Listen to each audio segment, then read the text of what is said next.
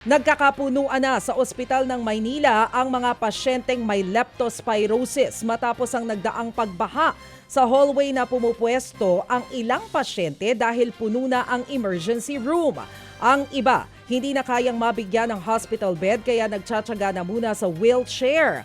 62 pasyente tinamaan ng leptospirosis na dinala sa ospital ng Maynila mula nitong August 1. Mas mababa pa naman daw ang bilang na yan kung ikukumpara noong Agosto ng nakaraang taon.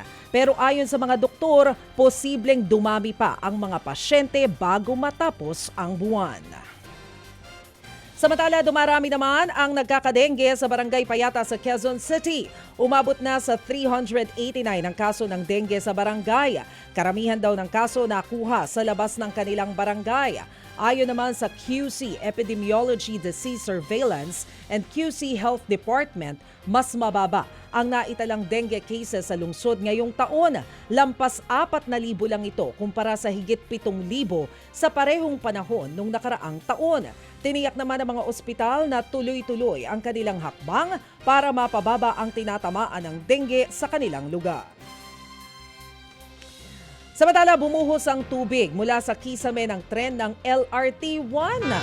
Sa viral video, kitang todo iwas ang mga pasahero sa tumutulong tubig.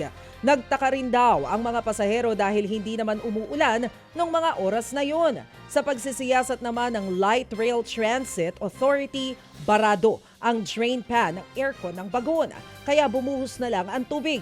Kinumpunin na raw ito at sumailalim pa sa safety at maintenance checks para masigurong maayos itong gagana. Naibalik na sa linya at nagagamit ng muli ng mga pasahero ang tren.